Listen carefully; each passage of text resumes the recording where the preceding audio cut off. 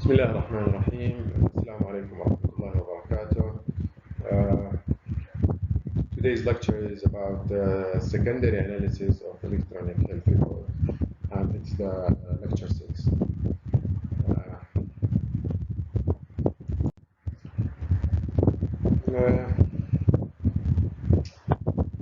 As we know, in the previous lecture, we provide an overview of the importance of electronic health records and health information systems and the requirements for applying electronic health records in healthcare system for any country. Furthermore, we defined big data and resources of such a big data in the healthcare context, such as the social and the sensor informatics. And at the end of the lecture, we have discussed the challenge rising in accordance with the big data. However, our lecture today is our lecture for today. In our lecture for today, we are going to introduce the electronic health record and their uses, and describe fundamental components and processes of health information system, apply confidentiality and security measures to protect electronic health information. So the learning objectives of our lecture today, by the end of this lecture, the student should be able to introduce electronic health records and their use, demonstrate knowledge of the development of electronic health records, describe the fundamental components and the processes of health information systems, apply confidentiality and security measures to protect electronic health information.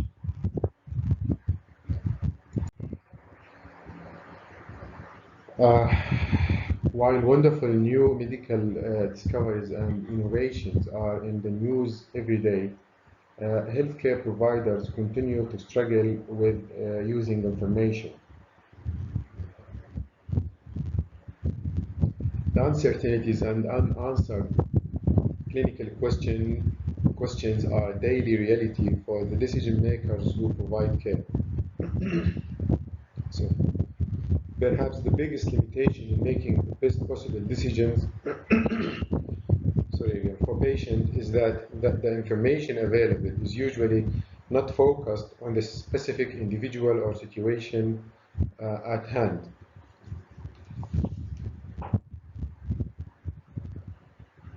Okay.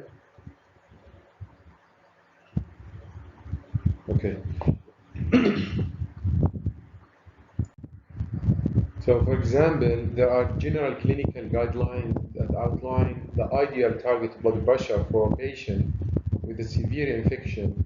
However, the truly best blood pressure levels likely differ from patient to patient and perhaps even change for an individual patient over the course of time or of treatment. So the ongoing computerization of health records presents an opportunity. The ongoing computerization of health records presents an opportunity to overcome this limitation by analyzing electronic data from many providers' experience with many patients. We can move ever closer to answering the age-old question: what is truly best for each patient?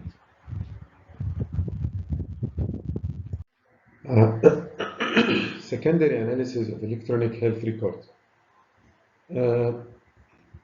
Secondary analysis of routinely collected data contrasted with the primary analysis conducted in the process of caring for individual patient offers an opportunity to extract more knowledge that will lead us toward the goal of optimal care.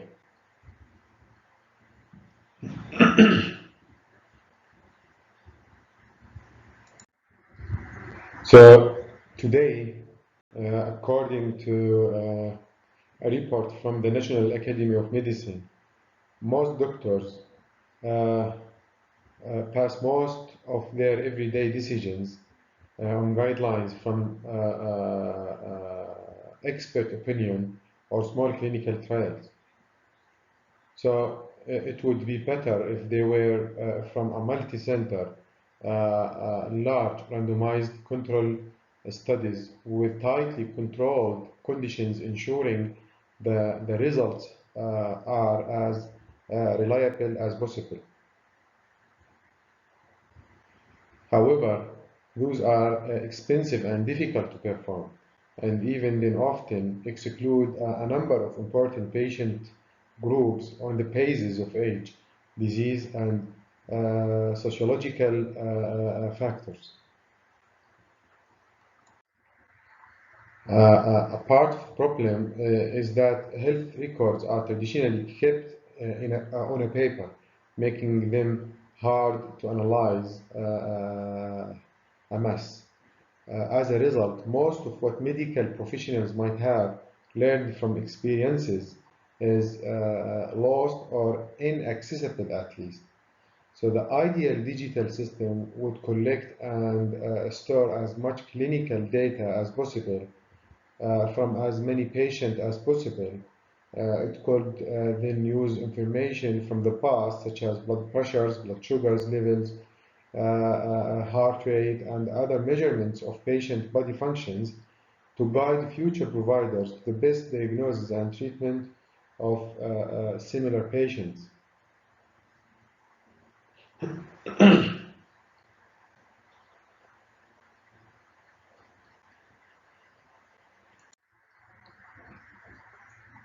Electronic health records.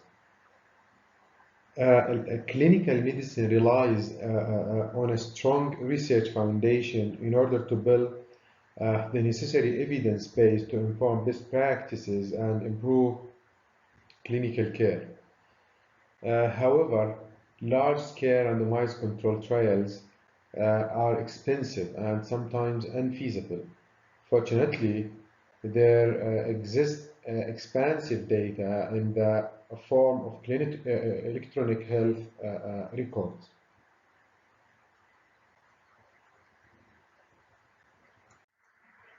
So, modern healthcare informatics generates and stores immense amounts of detailed patient and clinical process data. Very little real-world patient data have been used to further advance the field of healthcare. One large barrier to the utilization of these data is inaccessibility to researchers. Making these databases easier to access as well as integrating the data would allow more researchers to answer fundamental questions of clinical care.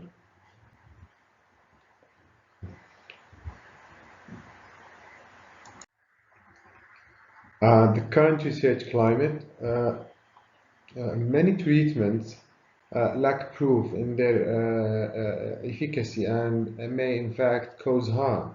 Various medical societies disseminate guidelines to assist clinician decision making and to standardize practice. However, the evidence used to formulate these guidelines is inadequate. These guidelines are also commonly derived from randomized control trials uh, with limited patient cohort and with extensive inclusion and exclusion criteria resulting in reduced generalizability. So, randomized controlled trials, the gold standard in clinical research, where support only 10 to 20% of medical decision, and most clinical decisions have never been supported by the randomized controlled trials. Furthermore, it would be impossible to perform randomized trials for each of extraordinarily large number of decisions clinicians face on a daily basis in caring for patients for numerous reasons, including constrained financial and human resources. For this reason, clinicians and investigators must learn to find clinical evidence from droves of data that already exist, the electronic health records.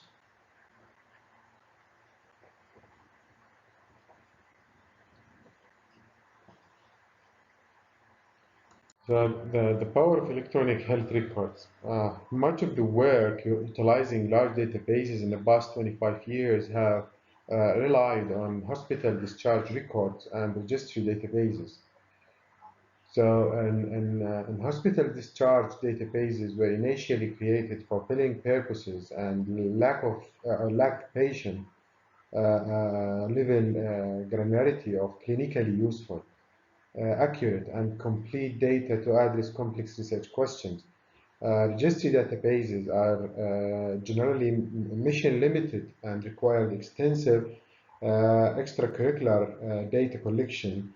The future of clinical research lies in utilizing big data to improve the delivery of care to patients.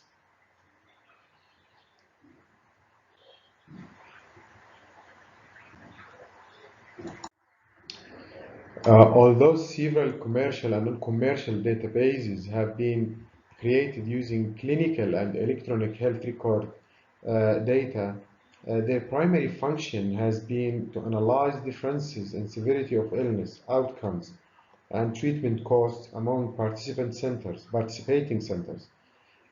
Disease-specific trial registries have been formulated for acute kidney injury, acute respiratory distress syndrome, and septic shock.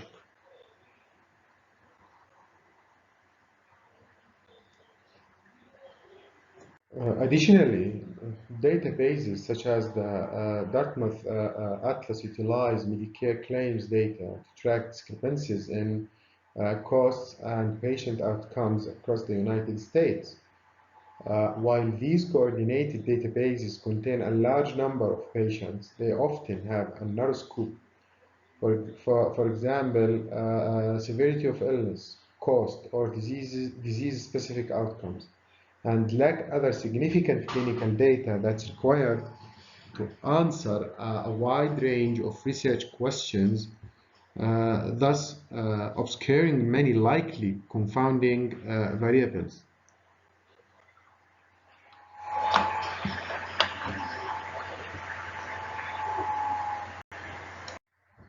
For example, the Apache Outcomes database was created by merging Apache acute physiology and chronic health evaluation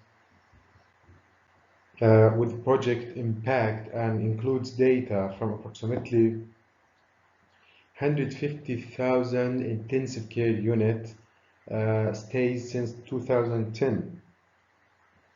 While the Apache Outcomes database is large and has contributed significantly to the medical literature, it has incomplete physiologic and laboratory measurement and does not include provider notes or waveform data. So the Philips Electronic Intensive Care Unit, a telemedicine intensive care support provider, contains a database for over 2 million intensive care unit stays, while it includes provider documentation entered into the software. It lacks clinical notes and waveform data. Furthermore, databases with different primary objectives, for example, costs, quality improvement, or research, focus on different variables and outcomes, so caution must be taken when interpreting analysis from these databases.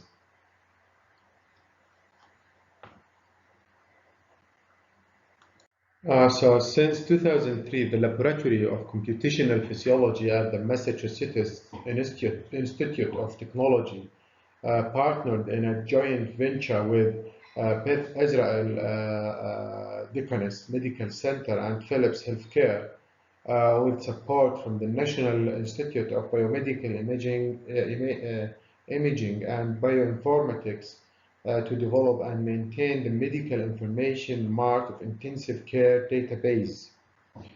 The medical information mart for intensive care, MIMIC, is a public access database that contains comprehensive clinical data from over 60,000 inpatient intensive care unit admissions at the Beth Israel Deaconess Medical Center.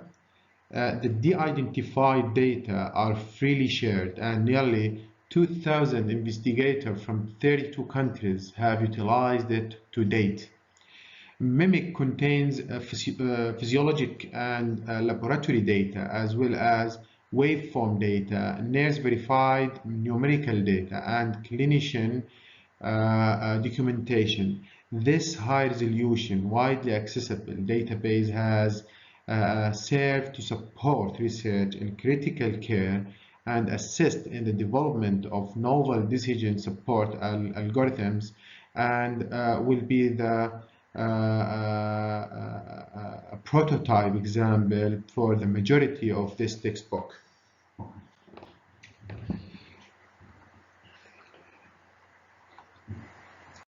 So, pitfalls and challenges. Clinicians and data scientists must apply the same level of academic rigor when analyzing research from clinical databases as they do with more traditional methods of clinical research. So in order to ensure internal and external validity, researchers must determine whether the data are accurate, adjusted properly, analyzed correctly, and presented cogently.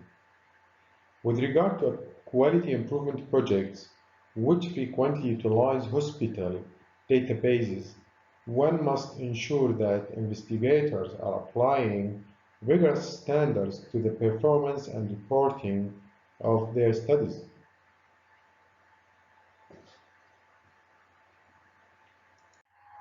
Although the tremendous value that the electronic health records contains, many clinical investigators are hesitant to use it to its full capacity, partly due to its sheer complexity and the inability to use traditional data processing methods with large data sets. As a solution to the increased complexity associated with this type of research, we suggest that investigators work in collaboration with multidisciplinary teams, including data scientists, clinicians, and biostatisticians. This may require a shift in financial and academic incentives so that individual research groups do not compete for funding or publication. The incentives should promote joint funding and authorship. This also would allow investigators to focus on the fidelity of their work and be more willing to share their data for discovery rather than withhold access to a dataset in an attempt to be first to a solution.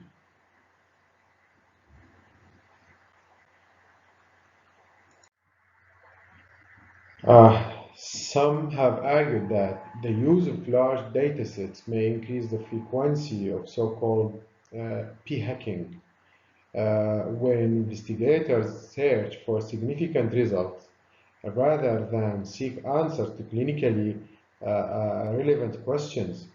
While it appears that the p-hacking is widespread, the mean effect size attributed to p-hacking does not generally undermine the scientific consequences from large studies and meta-analysis.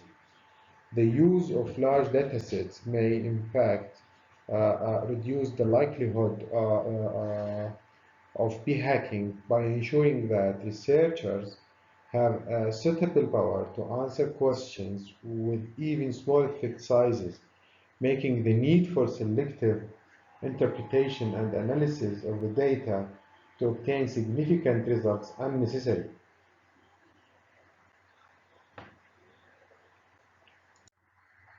If significant discoveries are made utilizing big databases, this work can be used as a foundation for more rigorous clinical trials to confirm these findings.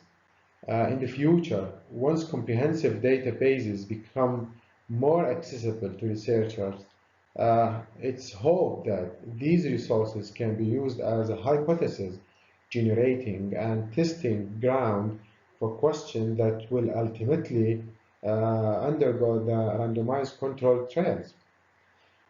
So if there is not a strong signal observed in a large preliminary retrospective study, proceeding to a resource-intensive and time-consuming randomized controlled trials may not be advisable.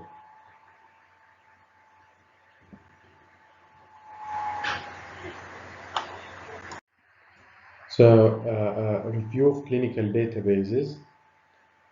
Since the appearance of the first electronic health records in the 1960s, patient-driven data accumulated for decades with no clear structure to make it meaningful and usable. With time, institutions began to establish databases that archived and organized data into central repositories. Hospitals were able to combine data from large ancillary services, including pharmacies, laboratories, and radiology studies, with various clinical care components such as nursing plans, medication administration records, and physician orders.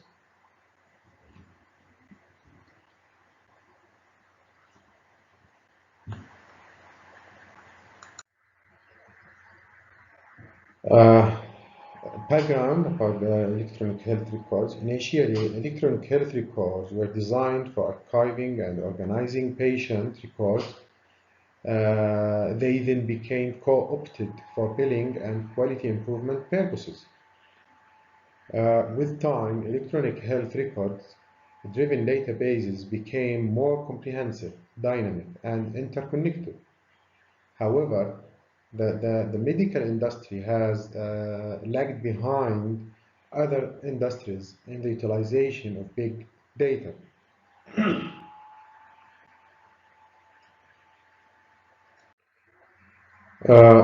Research using these large data sets has been drastically hindered by the poor quality of the gathered data and poorly organized data sets.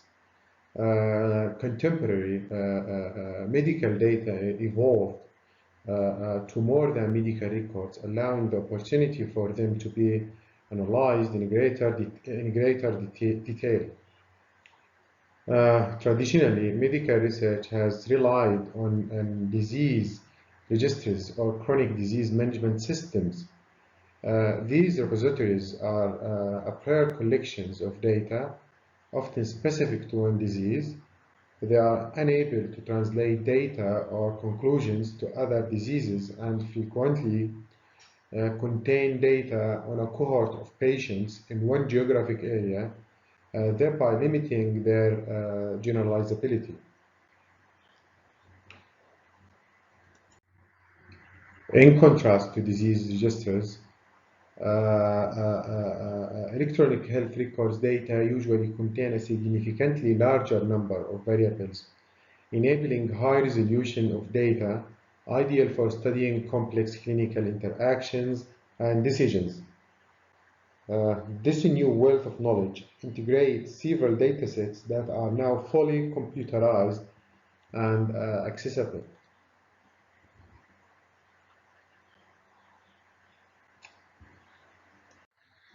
Unfortunately, the vast majority of large healthcare databases collected around the world restrict access to data.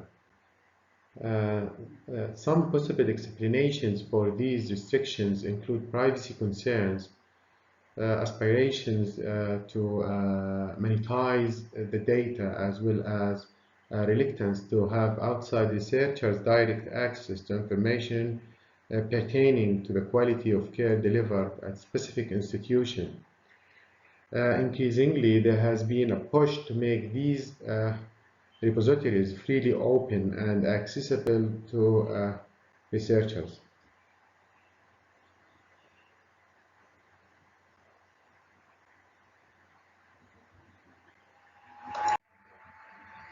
Okay, so in this slide and the coming slides, we are going to have some examples of the databases and whether if it open access freely or restricted to be opened to the public or the researchers. So the first example is the medical information mart of intensive care databases, which is also known as a MIMIC. So the medical information mart for intensive care databases was established in October 2003 as a bioengineering research partnership between Met Philips Medical Systems and Beth Israel Deaconess Medical Center. The project is funded by the National Institute for Biomedical Imaging and Bioengineering.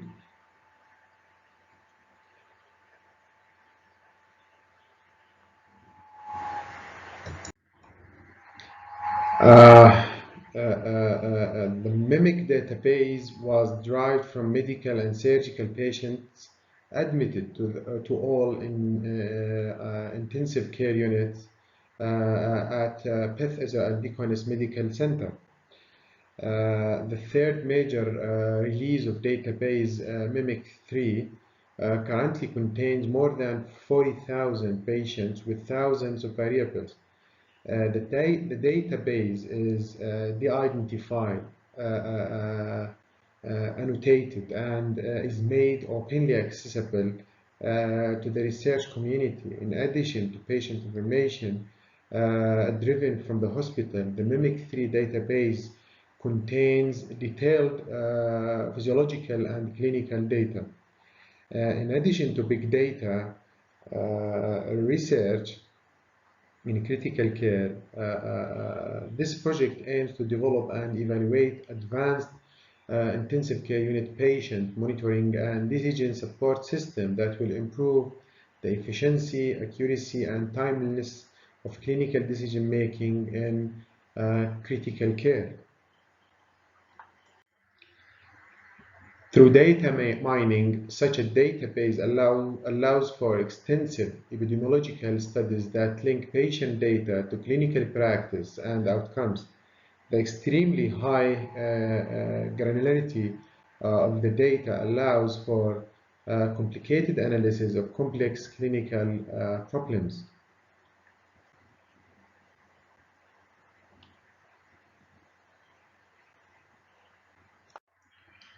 So basic overview of the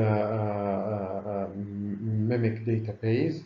So as we can see in the figures, there are essentially two basic types of data in the MIMIC3 database.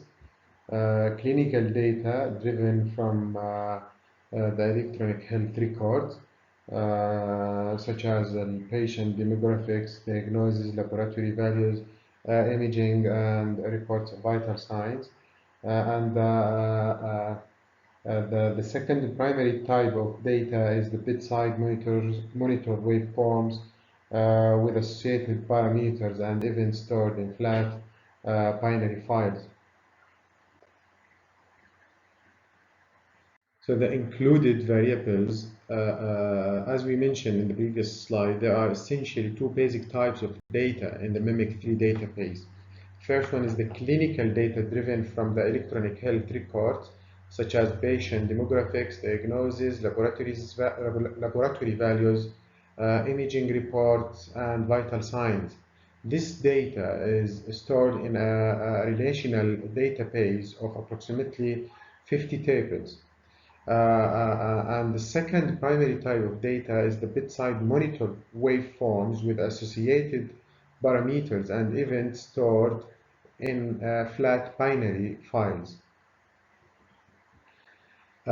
This unique library includes high-resolution data driven from tracings recorded from patient electroencephalograms, EEGs, electrocardiograms, EKGs or ECGs, and real-time second-to-second tracings of vital signs of patients in the intensive care unit.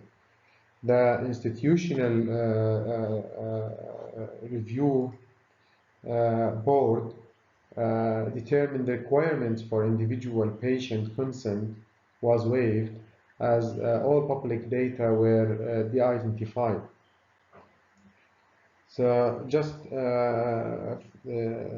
for your information, the Institutional Review Board is an an administrative body established to protect the rights and welfare for human research subjects recruited to participate in research activities conducted under the auspices of the institution with which it is affiliated. Okay? So the access and interface. Mimic3 is an open access database available to any researchers around the globe who are appropriately trained to handle sensitive patient information. The database is maintained by Physionet, a diverse group of computer scientists, physicists, mathematicians, biomedical researchers, clinicians, and educators around the world. The third release was published in 2015 and is anticipated to continually be updated with additional patients as time progresses. For the second example of databases is the PCORNet, the National Patient-Centered Clinical Research Network, which is an initiative of the Patient-Centered Outcomes Research Institute. The Patient-Centered Outcomes Research Institute involves patients as well as those who care for them in a real way in the governance of the network and in determining what questions will be studied. The big Cornet initiative was started in 2013, hoping to integrate data from multiple clinical data research networks and patient-powered research networks.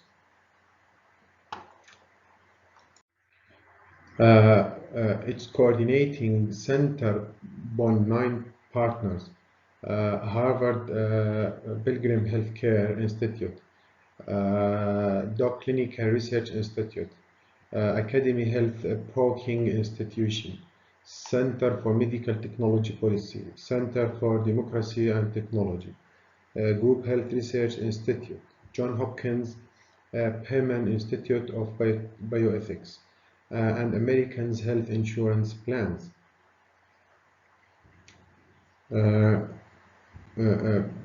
BCORNet includes 29 individual networks that together will enable access to large amounts of clinical and healthcare data. The goal of BCORNet is to improve the capacity to conduct comparative effectiveness research efficiently.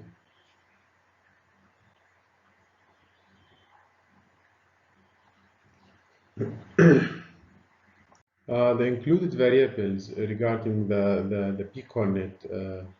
The variables in the BCORNet database are driven from the various electronic health records used in the 9 centers forming this network. It captures clinical data and health information that are created every day during routine patient visits. In addition, BCORNet is using data shared by individuals through personal health records or community network with other patients as they manage their conditions in their daily lives. This initiative will facilitate research on various medical conditions, engage a wide range of patients from all types of healthcare settings and systems, and provide an excellent opportunity to conduct multi-center studies. Access and interface. Uh, PCORNET is envisioned as a national research resource that will enable teams of health researchers and patients to work together on questions of shared interest. These teams will be able to submit research queries and receive to data conduct studies.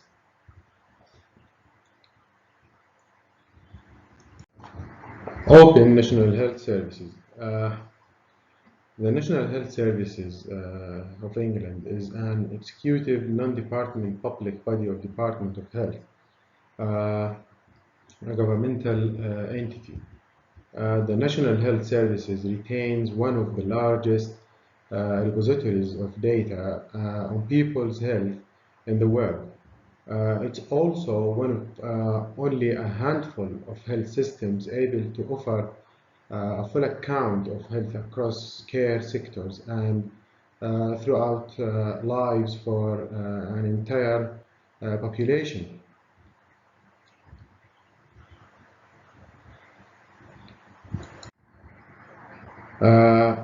Open National Health Services is one branch that was established in October of 2011.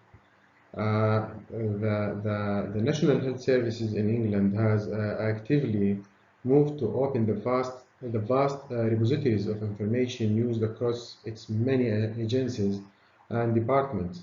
The main objective of the switch to an open access dataset was to increase transparency and trace the outcomes and efficiency of the British healthcare sector.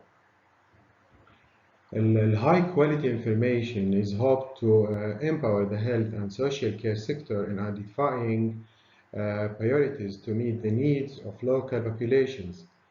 The National Health Services hopes that by allowing patients, clinicians, and commissioners to compare the quality and delivery of care in different regions of the country using the data, they can more effectively and promptly identify where the delivery of care is less than ideal. The included variables. Open National Health Services is an open source database that contains publicly released information, often from the government or other public uh, bodies.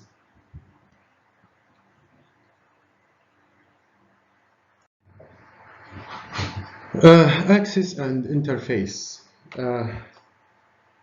Prior to the creation of Open National Health Services platform, secondary user services was set up as part of the National Program for Information Technology in the National Health Services to provide data for planning, commissioning, management, research, and auditing.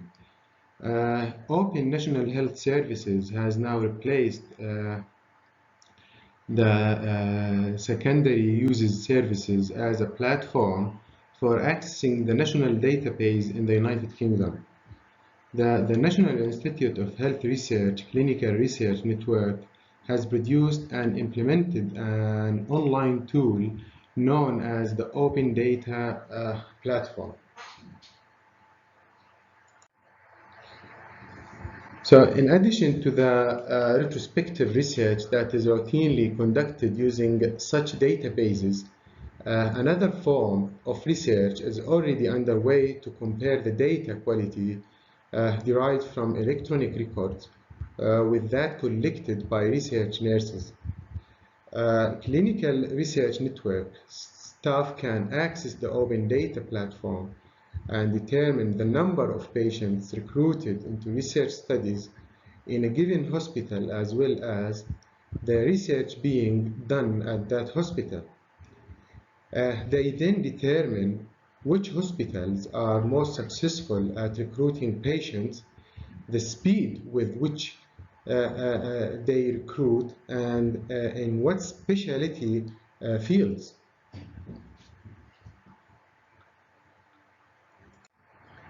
The following are other datasets that are still under development or have more restrictive access limitations. The Electronic Intensive Care Unit, Philips, as a part of its collaboration with Philips, will be granting access to data from hundreds of thousands of patients that have been collected and anonymized through the Philips Hospital to Home Electronic Intensive Care Unit Telehealth program. The data will be available to researchers via PhysioNet, similar to the MIMIC database. So the Veterans Health Information System and Technology Architecture, VESTA, is an enterprise-wide information system built around electronic health records used throughout the United States Department of Veterans Affairs medical systems. The Veterans Affairs healthcare system operates over 125 hospitals, 800 ambulatory clinics, and 135 nursing homes. All of these healthcare facilities utilize the VISTA interface that has been in place since 1997. The VISTA system amalgamates hospital, ambulatory, pharmacy, and ancillary services for over 8 million United States veterans. While the health network has inherent research limitations and biases due to its large percentage of male patients, the staggering volume of high fidelity records available outweighs these limitations. The Veterans Affairs database has been used by numerous medical researchers in the past 25 years to conduct landmark research in many areas.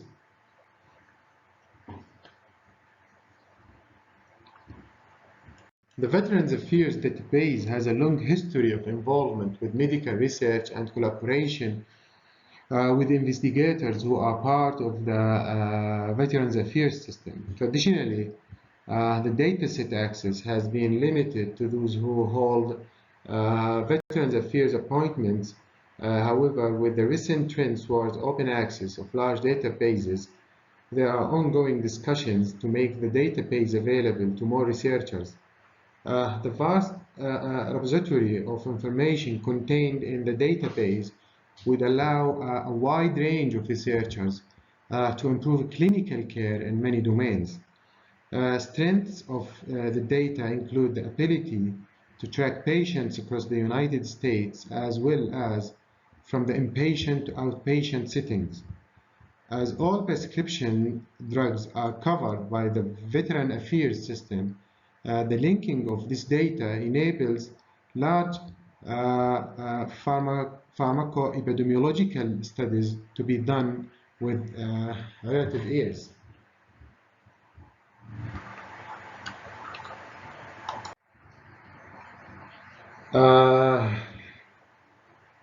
The third database, I think, or the second, I'm not sure, is the National Other Database, the National Surgical Quality Improvement Project. Is an international effort spearheaded by the American College of Surgeons with the goal of improving the delivery of surgical care worldwide. The American College of Surgeons works with institutions to implement widespread interventions to improve the quality of surgical delivery in the hospital. A byproduct of the system is gathering of large amounts of data relating to surgical procedures, outcomes, and adverse events. All information is gathered from the electronic health records at the specific member institutions.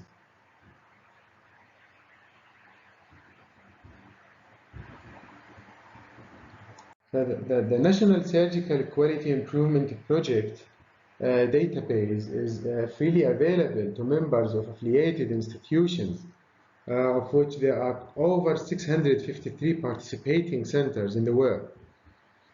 This database contains large amounts of information regarding surgical procedures, complications, and baseline demographic and hospital information. While it does not contain the granularity of mimic dataset,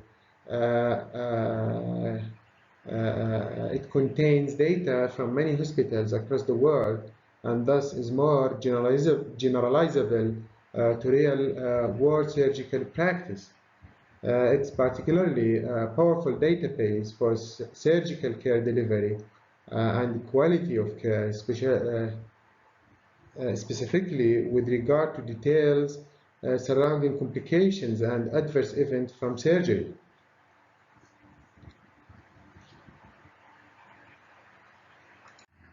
Challenges and opportunities in secondary analysis of electronic health record data. The increased adoption of electronic health records has created novel opportunities for researchers, including clinicians and data scientists, to access large, enriched patient databases. With these data, investigators are in a position to approach research with statistical power previously unheard of. Tremendous studies have been made in making pooled health records available to data scientists and clinicians for health research activities. Yet, still more must be done to harness the full capacity of big data in healthcare. In all health-related fields, the data holders, pharmaceutical firms, medical devices companies, health systems, and now burgeoning electronic health records vendors are simultaneously facing pressure to protect their intellectual capital and proprietary platforms, ensure data security, and adhere to privacy guidelines without hindering research, which depends on access to these same databases. Big data success stories are becoming more common, but the challenges are no less daunting than they were in the past, and perhaps have become even more demanding as the field of data analytics in healthcare takes off. So data scientists and their clinicians partners have to contend with a research culture that is highly competitive, both within academic circles and among clinical and industrial partners. While little is written about the nature of data secrecy within academic circles, it's a reality that tightening budget and greater concerns about data security have pushed researchers to use such data as they have on hand rather than seek integration of separate databases. Sharing data in a safe and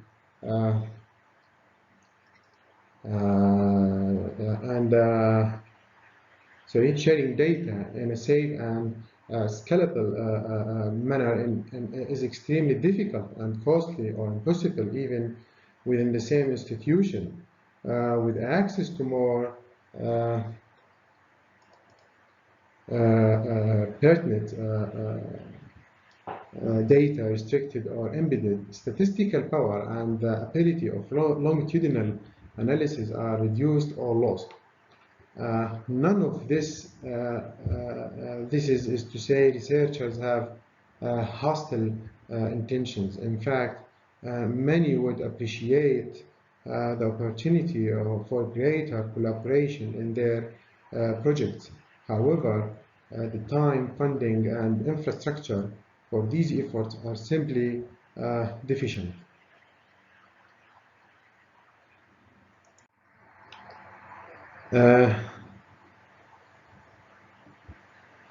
Data is also often segregated into various locales and not consistently stored in similar format across clinical or research databases. For example, most clinical data is kept in a variety of unstructured formats making it difficult to query directly via digital algorithms.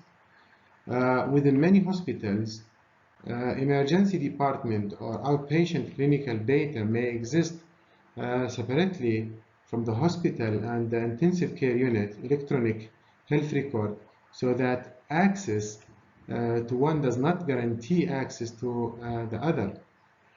Images from radiology and pathology are typically stored uh, separately in yet other different systems and therefore are not easily linked to outcomes data. The medical information market intensive care database described previously, which contain intensive care units, electronic health records data from the Beth Ezra Deaconess Medical Center, addresses and resolves these artificial divisions, but requires extensive engineering and support staff not afforded to all institutions.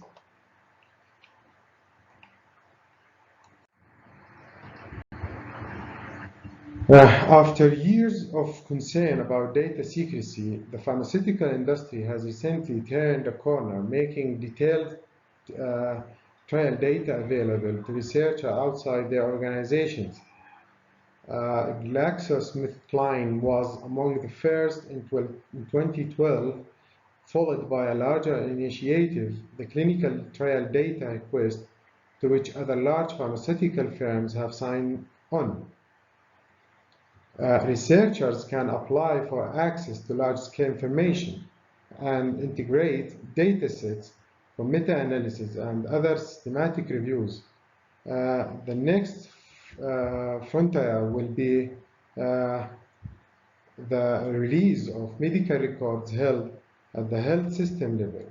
The 2009 Health Information Technology for Economic and Clinical Health Act was a boon to the health information technology sector, but standards for interoperability between record systems continue to lag.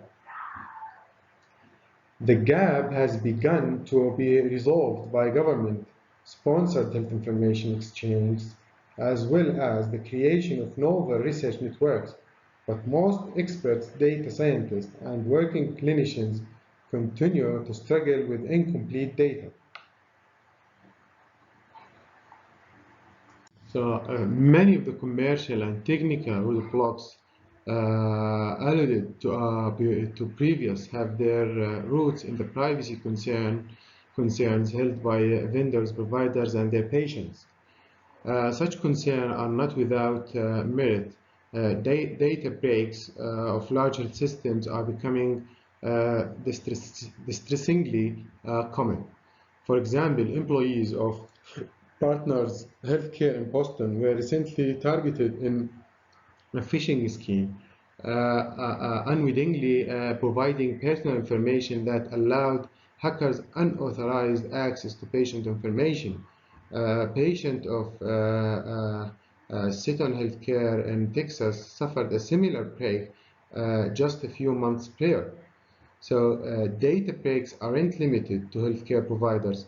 80 million Anthem enrollees may have suffered loss of their personal information to a cyber attack, the largest of its kind to date. Not surprisingly, in the context of these breaks, healthcare companies have some of the lowest score of industries in email security and privacy practices. So such reports highlight the need of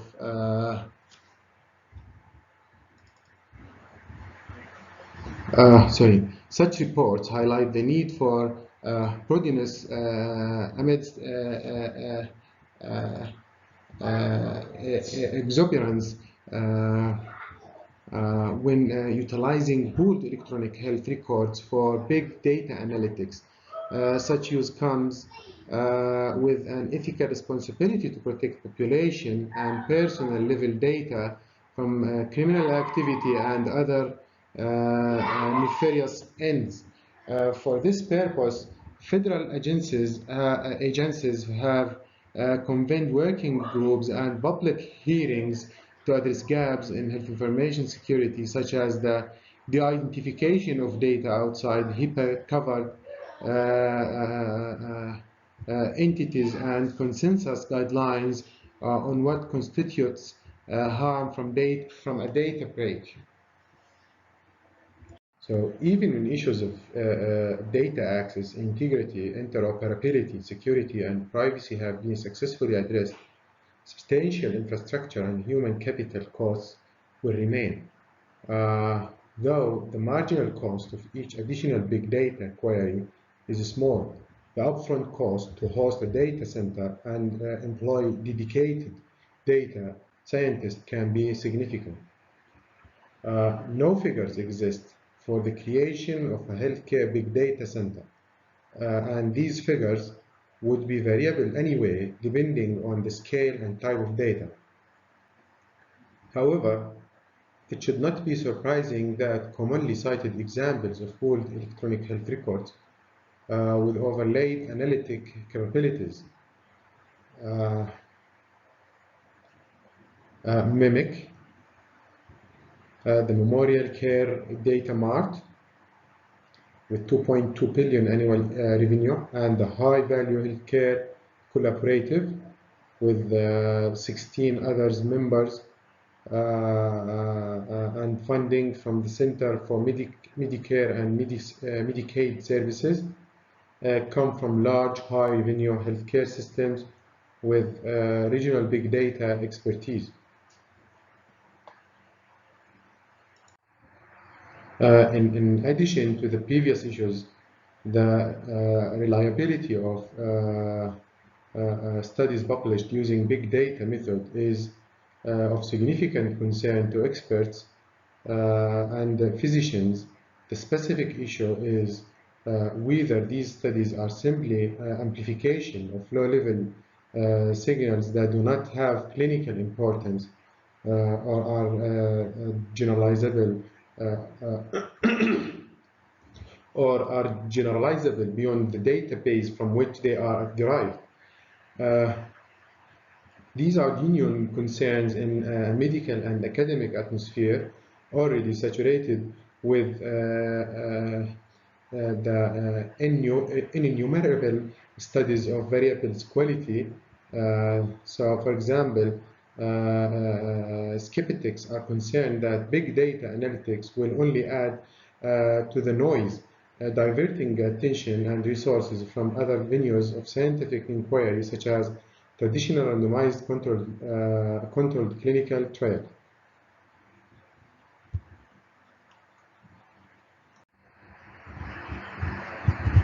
While the limitations of randomized controlled trials and the favorable comparison of large observational study result in randomized controlled trial findings are discussed below, these sentiments nevertheless have merit and must be taken seriously as secondary analysis of electronic health records data continues to grow. Thought leaders have suggested expounding on the big data principles described before to create open collaborative learning environments whereby the identified data can be shared between researchers in this manner. Datasets can be pooled for greater power, or similar inquiries run on different datasets to see if similar conclusions are reached.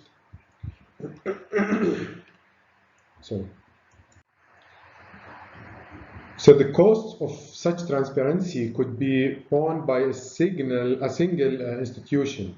Much of the cost of creating MIMIC has already been invested. For instance, so the incremental cost of making the data open to the other researchers is minimal, or housed within a dedicated collaborative, such as the High Value Healthcare Collaborative funded by its member, or by PCORNET, funded by federal government. These collaborative ventures would have transparent governance structures and standards for data access, permitting study validation and continuous peer review of published and unpublished works, and mitigating the effects of selection bias and confounding in any single study.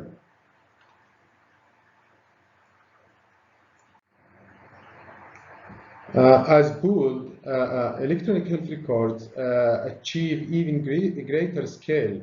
Data scientists, researchers, and other interested parties expect that the costs of hosting, sorting, formatting, and analyzing these records are spread among a greater number of stakeholders, reducing the costs of pooled electronic health records analysis for all involved. New standards for data sharing may have to come into effect for institutions to be truly compatible with record sharing. But within institutions and existing research collaboratives, safe practices for data security can be implemented, and greater collaboration encouraged through standardization of data entry and storage. Clear lines of accountability for data access should be drawn, and stores of data made commonly accessible to clarify the extent of information available to any institutional researcher or research group. The era of big data has arrived in healthcare, and only through continuous adaptation and improvement can its full potential be achieved.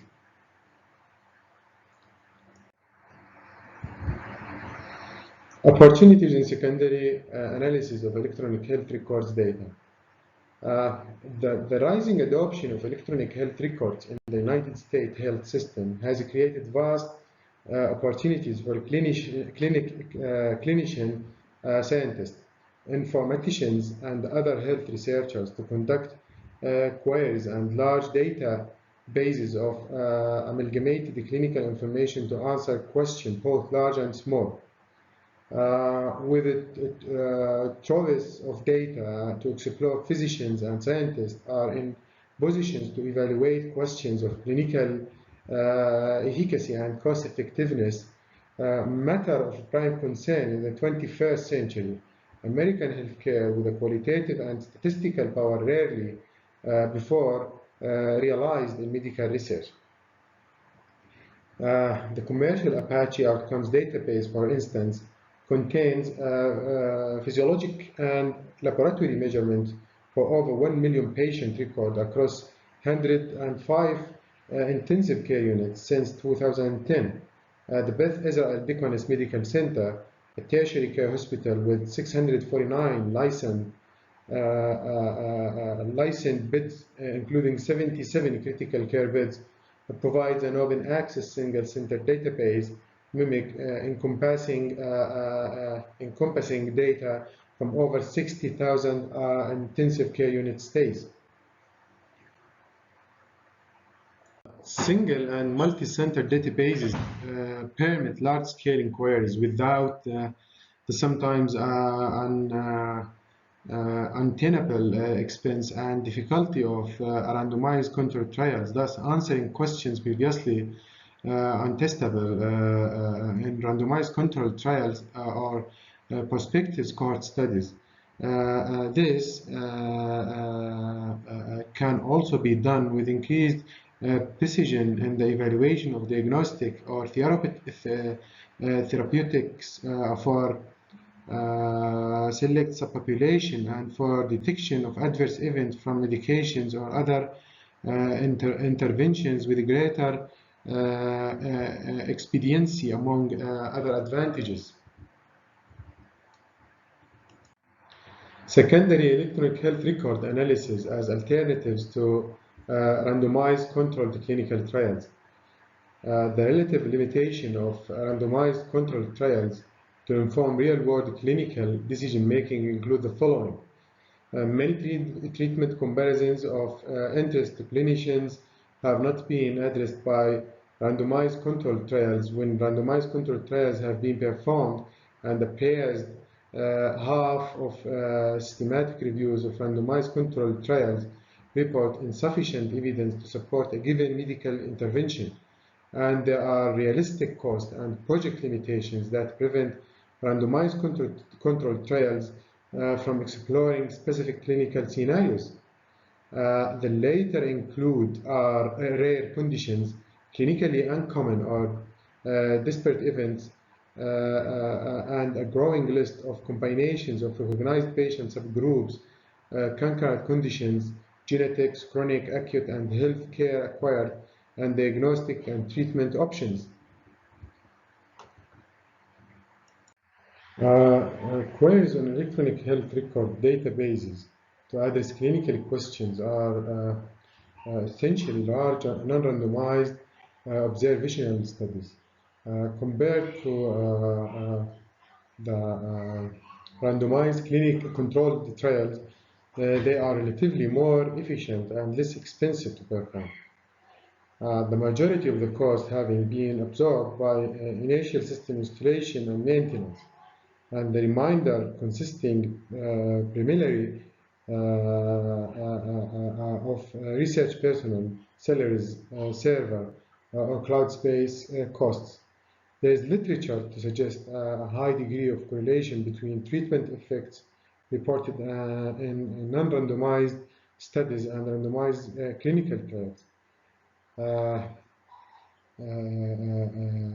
Unides et al. Found significant correlation, Spearman coefficient of 75%, the p-value was less than 0.001, between the treatment effects reported in the randomized trials versus non-randomized randomized studies across 45 diverse topics in general internal medicine, ranging from anticoagulation in myocardial infarction to low-level laser therapy of osteoarthritis.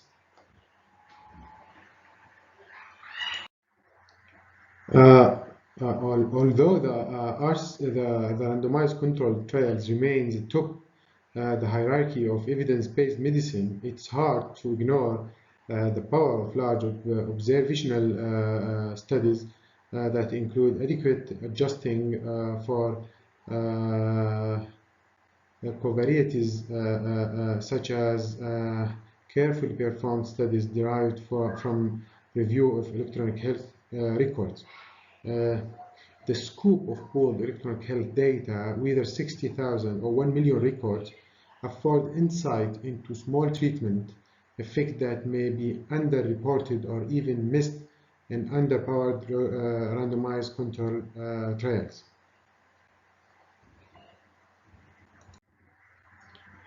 Because costs are small compared to randomized controlled trials, it's also possible to investigate questions where realistically no study sponsor will be found.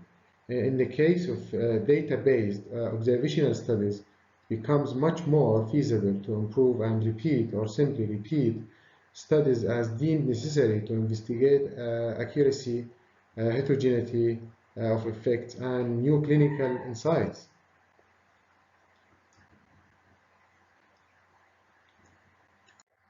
So, demonstrating the power of secondary electronic health records analysis. Examples in pharmacovigilance and clinical care. The safety of pharmaceuticals is of high concern to both patients and clinicians. However, methods for ensuring detection of adverse event post-release are less robust than might be desirable. Pharmaceuticals are often prescribed to a large, diverse patient population that may have not been adequately represented in pre-release clinical trials. In fact, randomized controlled trials cohorts may deliberately be relatively homogeneous in order to capture the intended effects of medication without noise from comorbidities that could modulate treatment effects.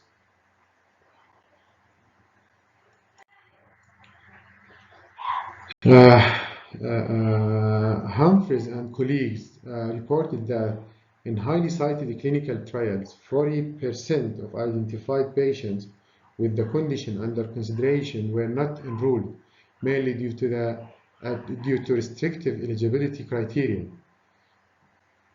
Okay? A variation in trial design, comparators, endpoints, duration of follow-ups, as well as trial size limit their ability to detect low frequency or long-term side effects and adverse events. Post-market surveillance reports are imperfectly collected, are not regularly amalgamated, and may not be publicly accessible to support clinical decision making by physicians or inform decision making by patients. A new paradigm for supporting evidence-based practice and ethical consideration. Institutional experiences combined with evidence supporting the efficacy of observational trials to adequately inform clinical practice validates the concept of pooled electronic health records as large study population processing copious amount of information waiting to be tapped for clinical decision support and patient safety. One can imagine a future clinician requesting large or small queries such as those described before. Such queries might relate to the efficacy of intervention across subpopulation, or for a single complicated patient whose circumstances are not satisfactorily captured in any published trials. Perhaps this is sufficient for the clinician to recommend a new clinical practice, or maybe they will design a pragmatic observational study for more nouns, evaluating dose responsiveness or adverse effect profiles across subpopulations. As clinical decisions are made and the patient course of care shaped, this intervention and outcomes information is entered into the electronic health record effectively, creating a feedback loop for future inquiries. Data scientists should consider additional measures intentionally designed to protect patient anonymity. For example, date shifting as implemented in the MIMIC database. In situations where queries might potentially re-identify patients, such as in the investigation of rare diseases or in the course of the contagious outbreak, researchers and institutional research boards should seek accommodation with this relatively small subset of potentially affected patients and their advocacy groups to ensure their comfort with secondary analysis. Disclosure of research intent and methods by those seeking data access might be required, and patient option to embargo one's own data should be offered.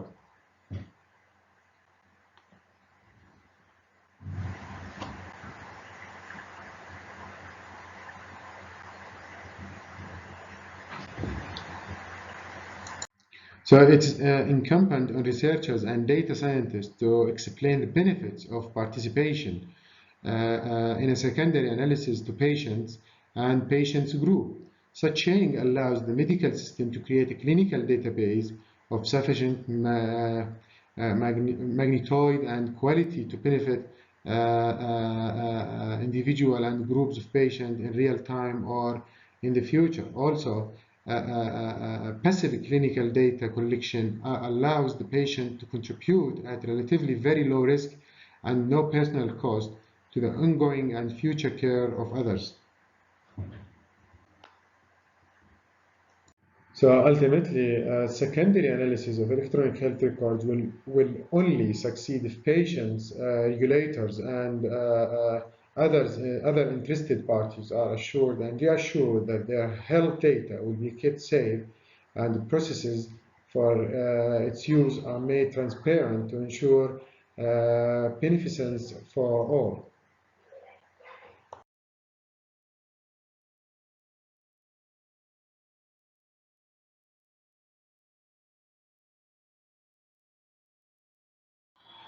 Thank you very much for your listening. This is the end of our lecture today. I hope you find it nice, simple, and interesting. Our lecture, our next lecture would be about the trends, the current trends and emerging technologies. We are going to provide or shed a light on a current and emerging technologies which may affect healthcare, informatics, and consumers. Uh, Thank you again for your listening, and bye for now.